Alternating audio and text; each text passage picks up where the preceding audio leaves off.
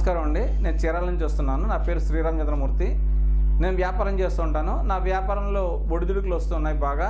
నేను చాలా నష్టపోతున్న సమయంలో నా వ్యాపార భాగస్వామి ఒక ఆయన ఇలాగ జేకేఆర్ గారిని కలవడం ద్వారా తనకు చాలా మంచి జరిగిందని చెప్పడంతో ఆయన యొక్క అనుభవం విని మాత్రమే నేను జేకేఆర్ గారి దగ్గరికి వచ్చున్నాను. వచ్చినాక ఆయన యొక్క అనుగ్రహం నేను పొందున్నాను. ఆయన చెప్పిన విధంగా నేను చేయడం ద్వారా నా వ్యాపారం తిరిగి మంచి లాభాలు పట్టింది. అయితే నేను ఈ యొక్క లాభాలను, ఈ యొక్క ఆనందాన్ని నేను నలుగురితో కూడా పంచుకుంటూ నలుగురిని కూడా ఇక్కడ రెఫర్ చేస్తున్నాను. వచ్చిన వాళ్ళంతా కూడా చాలా సాటిస్ఫై ఉన్నారు. అంతేకాకుండా నాకు రెండోసారి నా పాపకి తలపోటు రావడం జరిగింది. అది 2 ఏళ్ల పాప.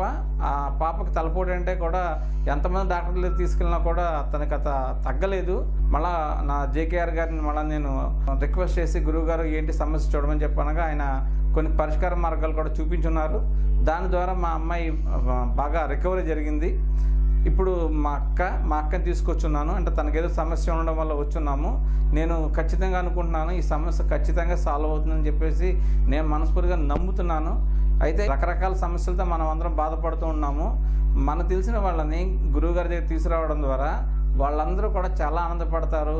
వాళ్ళ యొక్క మానసిక ప్రశాంతత కలుగుతుంది, ఖర్చు తగ్గుతుంది. ఇతరత్ర ఎక్కడెక్కడో తిరిగి వాళ్ళంతా చాలా బాధలు పడడం జరగకుండా వాళ్ళు సరైన ప్రదేశం రాగలరు అని నేను పరిపూర్ణంగా నమ్ముతున్నాను. ఈ గురువు గారి దగ్గర రావడమే మన అదృష్టం. రేపు సెప్టెంబర్ 23వ తారీఖున జరిగే అనంత పద్మనాభ స్వామి వ్రతానికి ఖచ్చితంగా మనము హాజరవడమే కాకుండా మనం తెలిసిన వాళ్ళు కూడా హాజరయ్యేలా చేద్దాము. దీనివల్ల అందరూ కూడా సుఖంగా ఉంటాము. అది నా ఆలోచన. సర్వే జన సుఖినో భవంతు. ఓం నమః శివాయ. శ్రీమాత్రే నమః. భూలోక కల్పవృక్షమైన ఈ చెట్టు వద్దకు వెళ్ళి ఇలా గనక మీరు చేసినట్లయితే మీకు 1,000,000 రెట్ల ఫలితం వచ్చి తీరుతుంది. మహాయజ్ఞ యాగాదులు చేసినప్పటికీ కూడా రాని ఫలితం ఈ చిన్న క్రియ వల్ల మనకి వచ్చి తీరుతుంది అని చెప్తున్నారు. మనకి భూలోక కల్పవృక్షం అంటే ఏమిటో తెలుసా? సహజంగా అందరికీ తెలుసు, మర్రి చెట్టు. మర్రి చెట్టుని భూలోకంలో కల్పవృక్షంగా సంబోధిస్తూ ఉన్నారు. ఎందుకని అంటే విష్ణు నివాస స్థలం మర్రి చెట్టు అని చెప్తూ ఉన్నారు.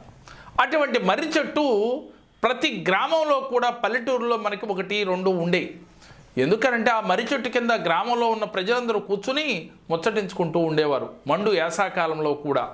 అందుకని ఇవాళ రాను రాను కొంచెం కనుమరుగైనప్పటికీ కూడా మీకు దగ్గరలో ఎక్కడ ఉన్నప్పటికీ కూడా ఆ మర్రి చెట్టు వద్దకు వెళ్ళి చక్కగా నీరు పోసి అవకాశం ఉన్న మేర ఆ చెట్టు కాండాన్ని చుట్టూ కడిగి చక్కగా దీపారాధన చేసి ఆవు నేతితో పూజించి 3 ప్రదక్షిణలు గనక మర్రి చెట్టు గనక మీరు చేసినట్లయితే ఆ మర్రి చెట్టుని మనసులో సంకల్పం చెప్పుకొని ఆ విష్ణువుని, అంటే విష్ణు సహస్రనామమో విష్ణు అష్టోత్తరమో గనక అక్కడ మీరు చేసినట్లయితే ఆ విష్ణుమూర్తి అనుగ్రహం పొంది మీ కోరిన కోరికలు తీరుతాయి అని మన పెద్దలు తెలియచేస్తూ ఉన్నారు.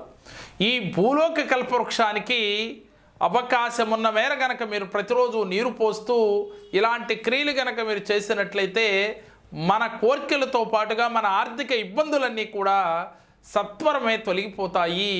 ఎందుకంటే విష్ణు హృదయ స్థానంలో కొలువైన లక్ష్మీదేవికి అనుగ్రహం కూడా కలుగుతుంది.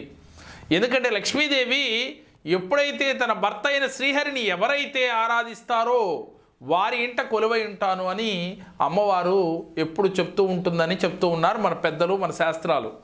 కాబట్టి మనకి అమ్మవారి అనుగ్రహం కావాలి అంటే ఈ మర్రి చెట్టు ఆ స్వామివారి నివాస స్థలం. కాబట్టి మీరు ఈ చెట్టు వద్దకు వెళ్ళి చిన్న క్రియ చేసి మీ కోరికలతో పాటుగా అష్టైశ్వర్య భోగభాగ్యాలు పొందగలుగుతారు. నమ్మకం ఉన్నవారు ఆచరించి చూడండి, దాని ఫలితం మీకే అర్థమవుతుంది. మేము చెప్పిన ఈ వీడియో మీకు నచ్చినట్లయితే లైక్ చేయండి, మీ ఫ్రెండ్స్కి షేర్ చేయండి. మా మరిన్ని వీడియోలు మీరు చూడాలి అంటే మా జేకేఆర్ జెమ్ టీవీ, మా జేకేఆర్ భక్తిని సబ్స్క్రైబ్ చేసుకోండి. ఓం నమః శివాయ.